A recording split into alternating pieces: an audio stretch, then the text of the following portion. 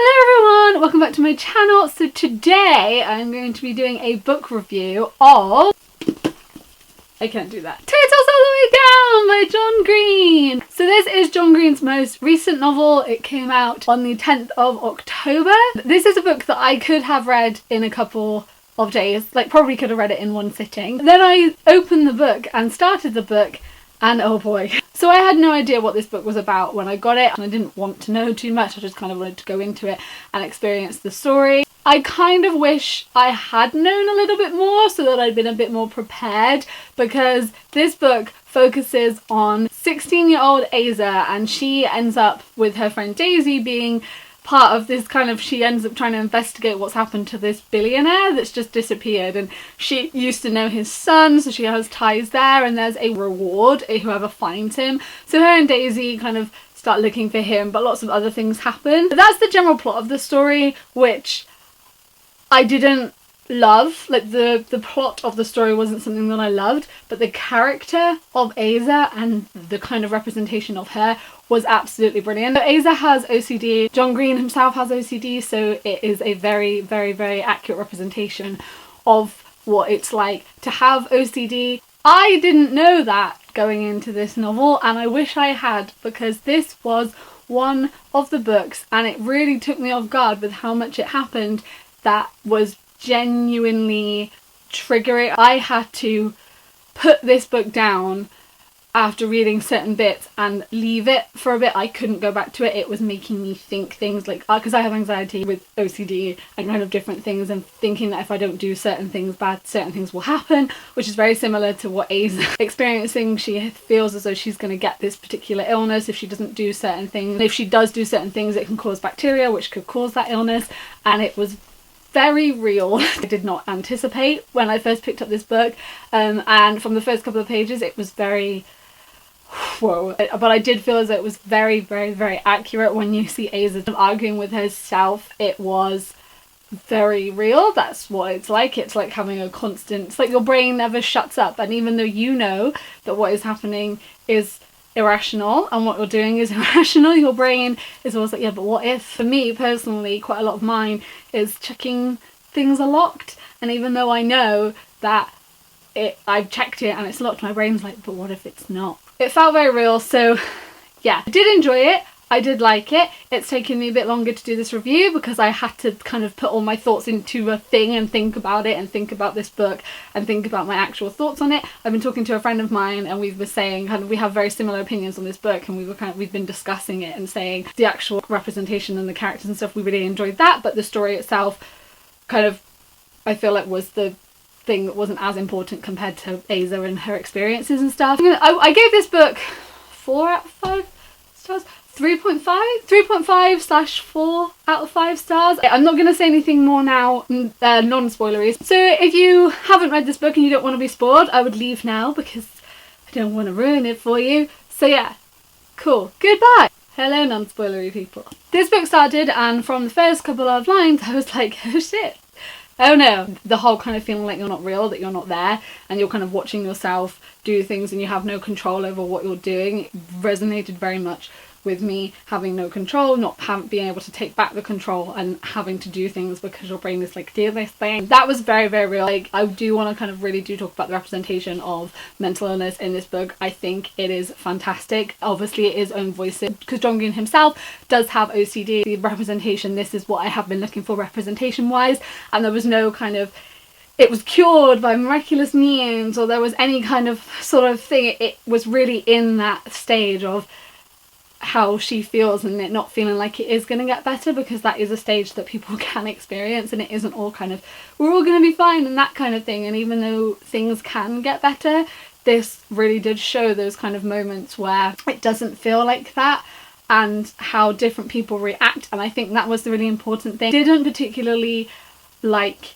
Daisy's reaction to it. I'm aware that it is a very complicated thing to understand, and I have people around me that don't necessarily understand why I have to do certain things in certain sequences in certain ways, and how I panic in certain places, because they don't experience that, so they don't know what that's like. But I didn't particularly like Daisy is kind of adding Aza as a character into her fanfiction and making her that annoying one. When they had that huge argument and she's saying, you don't listen to this, you don't listen to this, and Aza is answering all of the questions that Daisy is telling her she doesn't know the answer to. And I'm aware that mental illness can make you kind of stay in your own head a little bit. It doesn't always mean that you're unaware to things around you and you're not paying attention. It just, you kind of process things slightly differently and your brain deals with certain things in different ways. And even her mum really worrying about her, and it showed that people don't always understand that, and it did kind of show that attitude to certain mental illnesses and how people deal with that. There was also therapy in this, and I felt like it was a really good representation of therapy. It wasn't like a negative experience, even though Aza didn't really want to go to it and she didn't particularly like it and she didn't particularly like taking the meds and stuff. Her therapist was someone that was willing to listen to certain things, and I really enjoy that. I don't like it when therapists and mental health professionals are seen as these like really bad people, like when they say, oh, you need to go and see a shrink and that kind of thing, and they're kind of seen as this negative thing that you have to do. They're there to help, and they can be so helpful and so good and so beneficial to you. And I like that that was shown in here, and even though Aza's reaction to going wasn't like she didn't particularly enjoy it, it showed that the people that do these kind of things and mental health professionals are not these evil beings. There were a couple of things in this which I was like, I would definitely question this, but as usual in John Green's novels, the parents don't seem to be aware of what their children are doing, and when they are aware, they're not too bothered about it. One of my examples in The Fault in Our Stars was that they went to Amsterdam, she just went to Amsterdam with this guy that she barely knew, and I know her mum went with her, but it was kind of like a, you know, a big thing. Paper towns, the parents never know anything. And in this, they were given a lot of money, and the parents were like, okay, cool. Aza's mum was a bit kind of like, what is that? But ultimately, you know, if I had a child and that child was gifted a random amount of money by someone whose dad was missing and there was lots going on, I would be kind of concerned about that situation. I'd want to know a bit more. It ended in a way that John Green's novels end as well, where there isn't like a definite set conclusion. There are things that are still open, and I never used to like that. When I first read Paper Towns, I hated that ending because I just thought, why is this not a thing, you know? But as I sort of got a bit older and I saw the film and stuff, it was still not my favourite ending, but it was a bit more realistic, and I felt like this is what this was as well. This book was a period of time in Aza's life, and things are going to happen afterwards, and it's kind of left open. Not because I imagine there will be a sequel, but it's left open as life is, to not really know what's coming next. And I liked that, and I like that they're not necessarily perfect, and it is this kind of accurate representation of how things are sometimes. This was funny, but it was funny in the sense I was sort of like, I'd laugh at bits of it and then I was like, that was too real. Again, it was very kind of like accurate and dark humour in the sense of that. I really liked Davis as a character, but I also did like that he didn't save her and kind of she didn't start feeling better. If anything, being in not necessarily a relationship but being with him, and like when they would kiss and stuff, it would make her feel really panicky. And I've said this before, like I don't know if you saw I did a wrap up where I read a book called Optimists Die First, and that book, like I thought that was a really good representation of anxiety, and then she met this guy and she started to be better, and there wasn't any kind of like slow transition into being better. She just started to be better and she started to do things that she wouldn't have done. And I remember in that video I was saying like people, you know, sometimes, like for me personally, relationships and stuff would stress me out more anxiety wise, like because there would be so many other things to kind of take into consideration. There's so many different aspects that like would really freak me out, and I know that's not the case for everyone, but in this, those things that would make her freak out, I did again feel like that was very accurate and real, and did show a side of mental illness and relationships that is not explored a lot. And I did like that because that is definitely something, it can really make some people panic, and it really can make some people feel on edge and anxious, and it can set off loads of different things, and that isn't something that is talked about. It's either someone helps someone through a situation, which is good because that also happens and they can help you through it but they can't cure it, or it is that cliche, I fell in love and now I'm better. And I really enjoyed the take on that in this, and even though they weren't in a full relationship, the way she was acting with it and kind of how she was like conflicted within herself and arguing within herself and kind of saying like it's fine but then no it isn't and all this kind of thing, was really, really, really good. This book also focuses on death and loss and how different people can react to that, which I think is really important. It's good when those themes are explored in children's books and young adult books and books when you're younger, because death isn't always something that is experienced when you are older. It can happen when you are younger, and when you're younger you don't really know how on earth to kind of process that. I'm older and I don't have any better idea on how to process that than I did when I was a kid and experienced it for the first time. So I like it when it's explored. It shows different reactions in different ways and that kind of thing. One bit which is kind of really, really simple but I thought was effective was her dad's phone when it broke in the car crash, and her being so focused on that and not focusing on anything else. And that was like a real fine sign of things with emotional attachment to them. Seriously, I really related to that. There are things that I own that I'm really, really, really sentimental about, and honestly, like, if I think it's broken or if I think I've lost something, I go into this such fixated view and like I'm not focused on anything else. Like, I would just do anything I can to try and make sure I find this thing, and that was something that was so little, and I don't know if it's necessarily something that everyone would be like related to, but I totally got where she was coming from with that, and that was definitely something that I'd have been the exact same in that situation. It was kind of weird to see it happen. I liked the fan fiction element to it, kind of the whole writing fan fiction and being a big fan fiction writer with Daisy. That was really cool, and I like seeing fan fiction celebrated and it being something that's really good and that loads of people love, rather than it being something that is weird and creepy. Don't know if I necessarily ship Rey and Chewbacca though.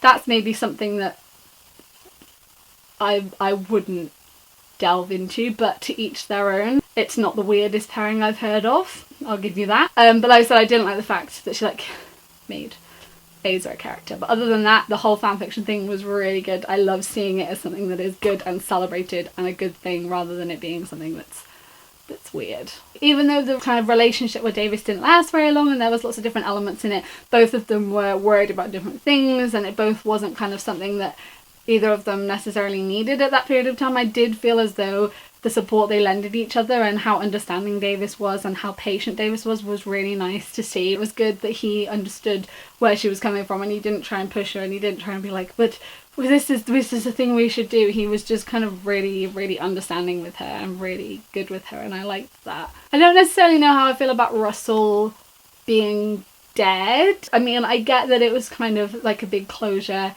thing, and I think it said a lot about Davis reporting it to the police and saying and like tipping them off where his body was, or that it might have been his body. It felt like they did all this thing and then he was just dead and then that was it, and I think I would have quite liked a little bit more there. But again, I guess that's realistic. What was going to happen then to Davis and Noah, that was kind of left quite open, especially with Noah, because we saw snippets of him throughout the book, but I never really got to know his character completely, except from little snippets of what he would say to Aza and little snippets from Davis telling us how he was dealing with it. But I wanted to know a little bit more about that. That kind of happened really quickly. It was like, oh, there's probably a dead body down there, let me tell Davis, and then it being reported, and that was it, and then they were moving. I did want to know a little bit more, especially about Noah and stuff. I would have liked to have known more about how he was dealing with certain things and how he felt after that situation. It's always really funny with John Green books because I can hear John Green reading it to me. It's just an entire like poetic, every quote beautifully written, and I can just hear John Green saying them, and that's always the case. So yeah, so that was all the way down. I can't think of anything else main that I want to say. Like I said, the story itself, I don't feel like much necessarily went on. Like, it was kind of a bit detective-y, and then they got the money, and then kind of things went down a little bit.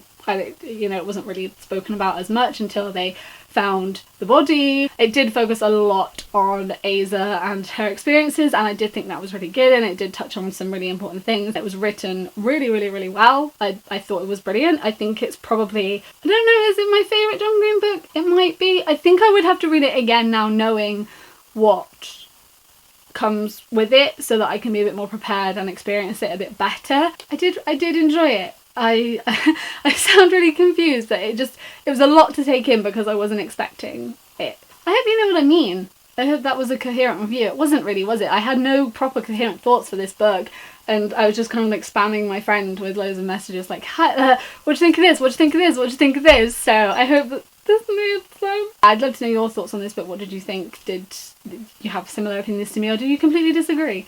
You know, I'd love to know. If you want to hear, then I make videos a couple of times a week, so if you would like to stick around and join us, then you can press subscribe and the little bell. I'm really close to 4,000 subscribers. It's like just over 100 away, which is insane. And as usual, all my links will be in the description, Run on the Road on everything, so if you would like to follow me on other social media, it's all in there. Thank you guys for watching. I hope you're doing really, really, really, really well, and I will see you next time. Goodbye!